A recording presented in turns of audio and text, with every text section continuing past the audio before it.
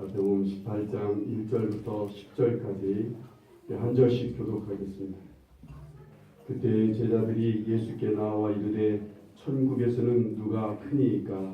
예수께서 한 어린아이를 불러 그들 가운데 세우시고 이르시되 진실로 너희에게 이르노니 너희가 돌이켜 어린아이들과 같이 되지 아니하면 결단코 천국에 들어가지 못하리라.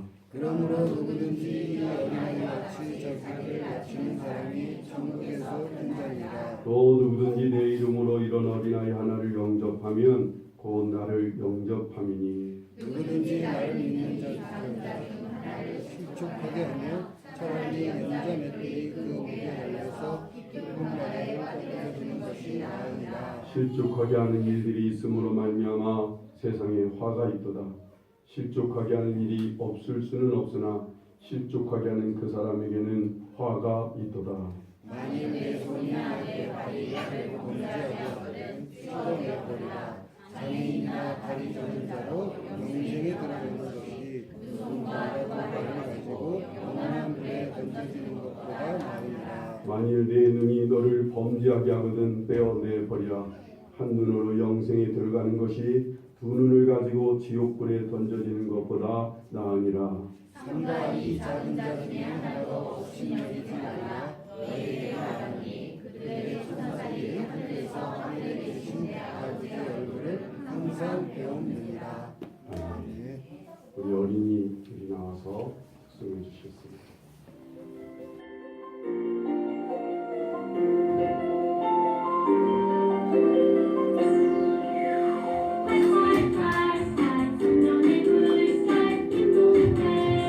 하나님께 찰찰찰찰 그대 물결 이 맘속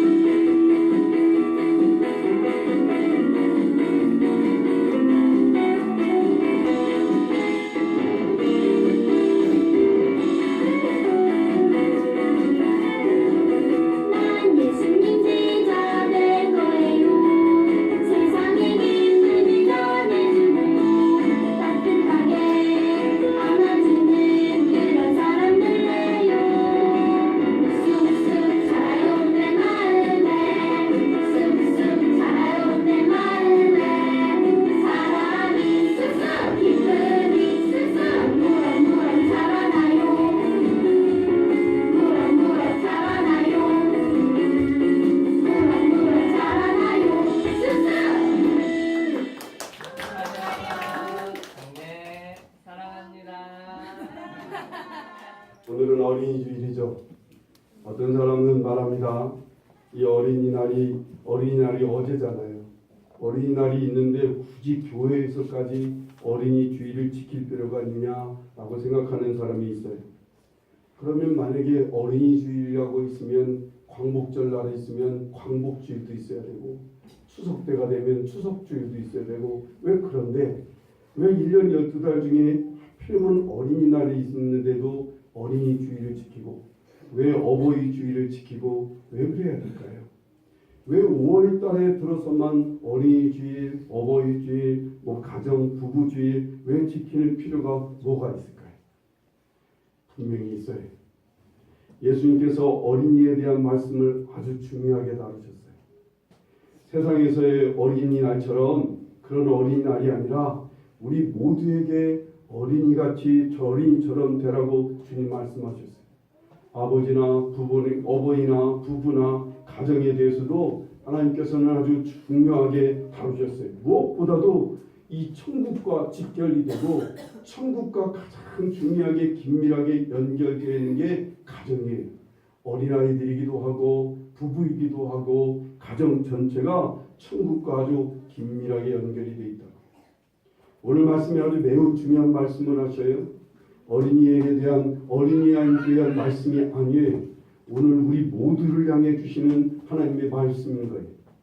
오늘 1절 말씀을 한번 볼까요? 다시 한번 1절 말씀을 보시면 그때 제자들이 예수께 나와 이르되 천국에서는 누가 크니까? 라고 묻습니다. 그러자 예수님이 한 어린아이를 불러 세워놓고 제자들 가운데 세우시곤 말씀하시는데 3절 말씀하셔요. 이르시되 진실로 너희에게 이르노니 너희가 돌이켜 어린아이들과 같이 되지 아니하면 결단코 천국에 들어가지 못하리라 라고 말씀하셔요. 돌이켜 어린아이같이 되지 않으면 결코 누구도 천국에 들어가지 못하리라 라고 말씀하시는 거예요. 이게 무슨 뜻일까요? 오늘 많은 사람이 그냥 예수 믿으면 우리가 어린아이처럼 된다고 생각해. 예수를 믿는 그 자체가 어린아이같이 되는 거라고 생각해서 아주 간단하게 이 말씀을 넘어갑니다. 예수 믿고 어린아이같이 되면 우리는 천국에 들어가는구나. 그래서 죽어서 우리는 천국에 갈 거야 라고 생각합니다. 괜찮아요. 그 믿음도요. 그런데 정말 이러다 보니까 정작 오늘 현 시대에서 주시는 이 천국은 우리가 누리지를 못하는 거예요. 어린아이같이 되지 않으니까 우리는 이 천국이 오늘 현실에 주어지고 있는데 결국 이 젊고 천국을 우리는 들어가지 못하고 누리지 못하고 살아가게 되는 패단이 있어요. 네. 그리고 좀 저 뒤로 좀 가주셔요. 제가 가만히 있지를 않네.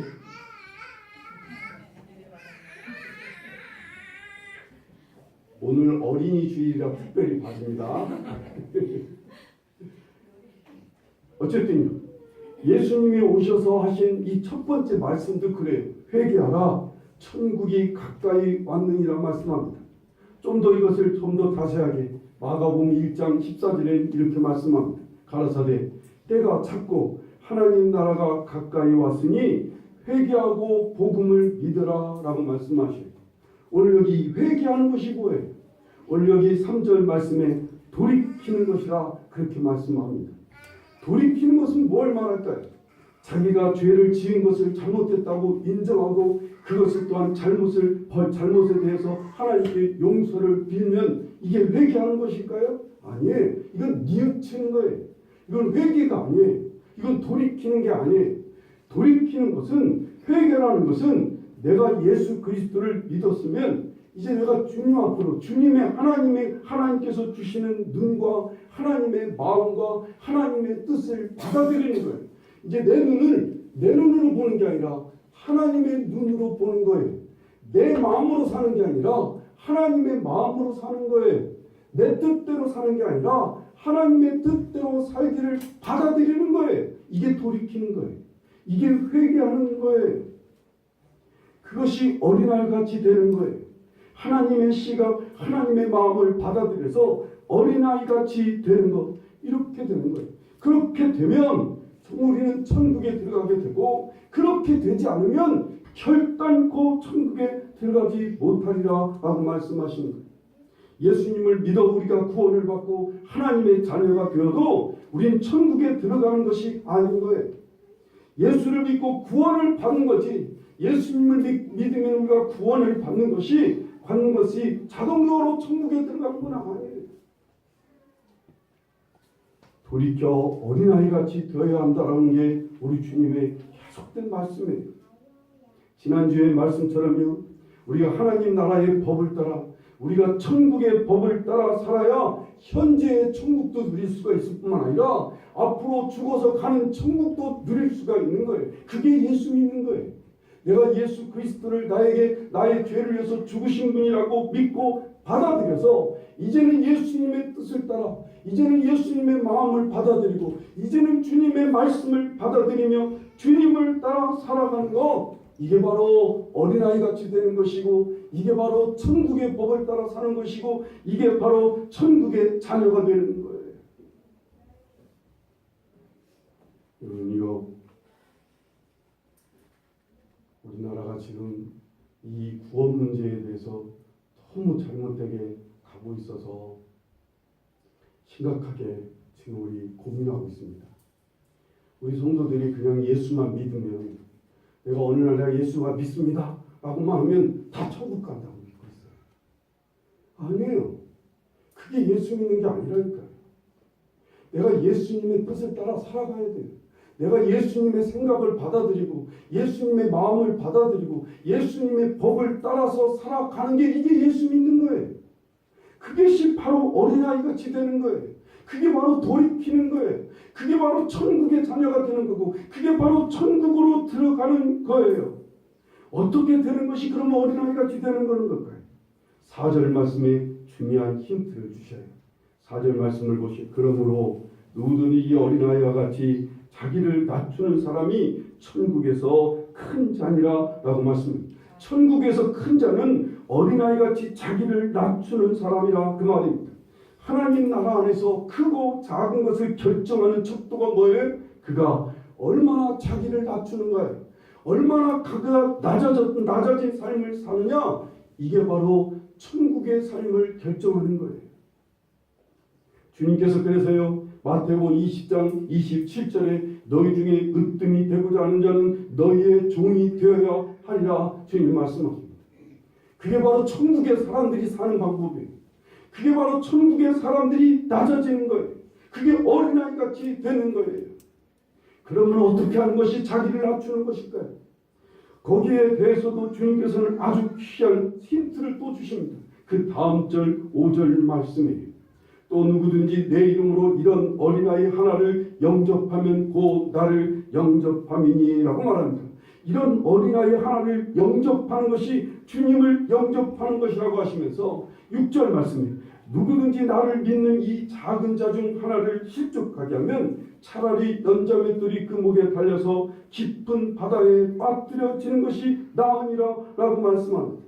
여러분, 영접하는 것의 반대의 개념이 뭐냐면 실족시키는 거예요. 누구든지 실족해 하는 자는 나를 믿는 이 작은 자 중 하나를 실족해 하면 차라리 연자맷돌을 메고 바다에 빠뜨리는 것이 낫단 말이에요. 왜? 하나님의 마지막에 심판하실 때 너무 무서운 심판을 하니까. 하나님이 이번에 대해서 너무 진노하시니까. 이 실족해 하는 것이 얼마나 하나님 마음을 진노케 하고 얼마나 큰 심판을 받는지. 그래서 이 실족이 어떻게 하는 것인지를 알아야 돼. 하나님께서 얼마나 엄하게 실족하게 하는 것, 사람을 실족하게 하는 것을 심판하시는 제목이 되는지 이 실족하는 문제를 잘 생각하셔야 돼요. 연자맷돌을 메고 차라리 바다에 빠뜨리는 벌을 받는 게 낫단 말이에요. 나중에 하나님 앞에 이 부분에 대해서 벌 받을 것을 생각하면 주님 아시잖아요. 어떤 벌을 하나님이 주실지 주님은 너무나 잘 아시니까 차라리 여기서 그냥 바다에 빠뜨리는 연자맷돌 쥐어내고 바다에 빠뜨리는 것이 훨씬 낫다는 거예요. 그만큼 엄한 죄라는 거예요. 우리가 여기서 잠깐 먼저 짚고 넘어가야 할 개념이 하나 있어요. 어린아이는 누구를 가리킬까요? 저런 어린아이를 주님은 가리키는 걸까요? 어린아이 하나를 영접하는 것이 곧 나를 영접함이라고 할 때 이 어린아이들은 나이가 어린아이들을 말할까요? 아니요. 그보다도 좀 더 넓은 개념을 갖고 주님은 가르쳐 주시고 계셔요. 6절에 이 작은 자 중 하나라는 표현을 쓰셔요. 이 작은 자 중을 보면 10절에도 이 작은 자 중 하나라는 표현을 쓰는데 이 작은 자는 어떤 자예요? 그 당시 사회에서 가장 작은 자들은 어린아이들, 고아와 과부와 나그네와 이런 사람들이었어요. 나그네라는 말은 가장 가난한 사람들을 표현합니다. 오늘 우리들의 세계에서도 그렇잖아요. 오늘 이 땅에서 가장 작은 자들은 누구예요? 정말 고아나 과부나 가난하고 병들고 소외되고 노인들, 그냥 나이 드신 노인들, 이런 분들이 다 작은 자들 아니에요. 이들이 다 어린아이들이라는 거예요. 실족해 하는 것은요, 어떻게 하는 것이 실족해 하는 거예요? 실족이라는 것은 사람의 마음에 상처를 줘서 그 사람이 정말 또 넘어지고 그 사람이 깊은 수렁에 빠져서 헤어나지 못하게 만드는 것이 이게 실족해 하는 거예요. 그 사람의 마음에 상처를 줘요. 그 사람의 마음에 상처를 받아서 도저히 살 수 있는 힘이 없어요. 그 사람이 상처를 받아서 도저히 살고 싶지가 않아요. 너무 큰 상처를 받으니까 정말로 일어나서 살 수가 없는 거예요. 이게 실족해요. 사람이 어떻게 될 때 실족한다고 그래요? 오늘 10절 말씀에 그런 말씀이 나와요. 삼가 이 작은 자 중에 하나도 업신여기지 말라. 너희에게 말하노니 그들의 천사들이 하늘에 계신 내 아버지의 얼굴을 항상 배우느니라.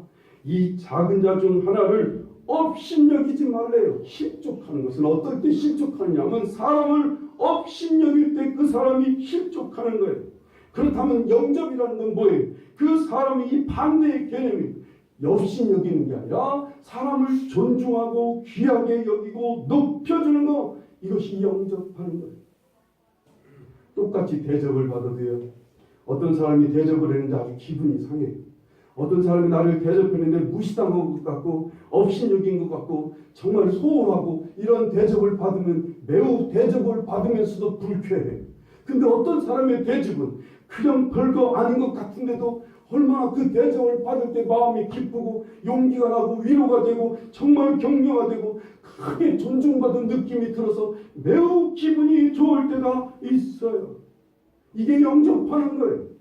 어떻게 영접하는 거예요? 사람을 높여주는 거예요. 사람을 존귀히 여기는 거예요. 이 작은 자일지라도 그 사람을 귀하게 여겨주는 거예요.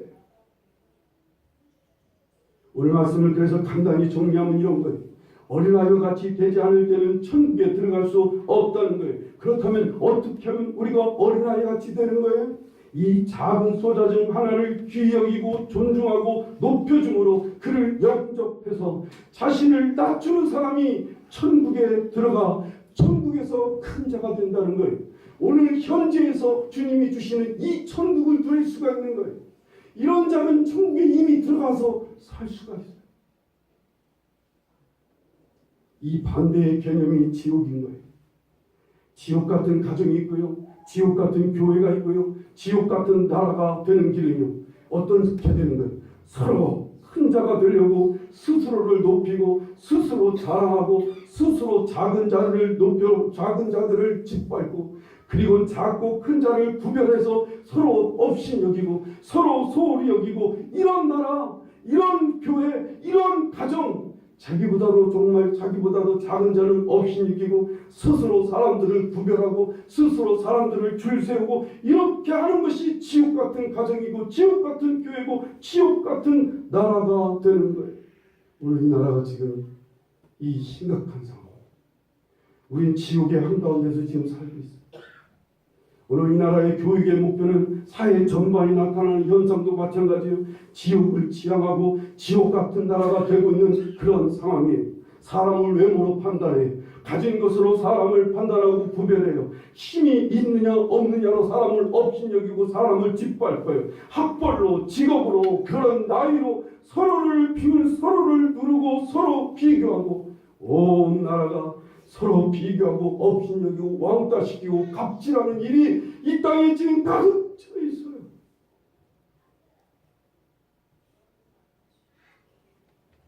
이런 나라에 하나님께서요, 여러분과 나를 천국에 실어 뿌리셨어요. 천국을 만드는 사람으로, 천국을 이루는 사람으로 이 세상에 우리를 뿌려놓으셨어요. 아브라함의 조카 롯이 있어요. 아브라함의 조카 롯은 자기가 살고 싶은 땅을 선택해 갔더니 그 땅이 소돔과 고모라였어요. 아브라함의 조카 롯은 하나님을 섬기는 사람이, 그런데 소돔과 고모라 땅에서 아무것도 하지 않았어요. 그냥 소돔과 고모라 사람들이 사는 그 방식대로 그대로 따라갑니다. 그들이 사람을 외모로 보면 외모를 쫓아가고, 그들이 세상의 쾌락을 쫓으면 쾌락을 쫓아가고, 그들이 세상에서 같이 지옥같이 삶을 살면 그 지옥 한가운데서 같이 지옥 속에서 살아가는 삶을 살았어요. 그러다 보니 소돔과 고모라가 멸망하는데 온 가족이 같이 멸망할 수밖에 없었어요. 반대로 아브라함은 천막을 짓고 자기 땅 하나도 없이 나그네처럼 살았어요. 그런데 하나님을 철저하게 경외합니다. 하나님을 경외하고 하나님을 높이며 심지어는 자기 가족들을 서로를 높여줍니다. 자기 집에 있는 종까지도 철저하게 높여주고 존귀 여기고 존중합니다. 이렇게 사니까 마을 사람들이 이 아브라함을 존경합니다. 이 마을 사람 전체에 땅 한 평도 없는 아브라함이라는 이 나그네를 온 마을 사람들이 정말로 존경하고 그 마을 전체를 아름답게 바꿔가는 걸 보게 됩니다. 지금 우리는 이 아브라함처럼 사느냐 아니면 롯처럼 사느냐 아주 중요한 시점에 살고 있어요. 가정이 천국이 되면요, 그 천국의 자녀들이 세상에 나가 천국을 만들어 가는 거예요. 우리의 자녀, 우리의 주위의 작은 자들을 우리가 존귀히 여기고 우리가 그들을 귀히 여기고 그들을 높여주는 삶을 삶으로 우리가 어린아이같이 되면, 그러면 우리는 천국을 이룰 뿐만 아니라 우리는 천국을 경험하면서 살아가는 천국의 사람들이 되는 거예요. 이런 사람들이 이 나라에 많아질 때 이 땅은 천국이 되어가는 거예요. 지난주에 있는 말씀처럼 지옥 한가운데서 사는 사람들이 많아지면 많을수록, 정말로 세상의 법을 따라 사는 사람들이 많아지면 많아질수록 이 땅은 지옥이 될 거예요. 근데 하나님의 법을 따라 살아가는, 하나님의 법을 따라 어린아이같이 작은 소자를 존중히 여기고 귀히 여기고 대접하는 삶을 살아가는 천국의 자녀들이 많으면 많을수록 이 땅은 천국이 되어가리라 믿습니다. 그런 의미에서 오늘 우리 아이들, 작은 자 중에 하나인 우리 아이들을 정말 존귀히 여겨주실 수 있기를 간절히 바랍니다. 오늘뿐만 아니라 앞으로도 우리 아이들을 정말 귀하게 여겨주셔야 돼요. 아이의 성격의 좁고 나쁨에 따라 아이를 귀하게 여기고 아이를 미워하는 게 아니에요.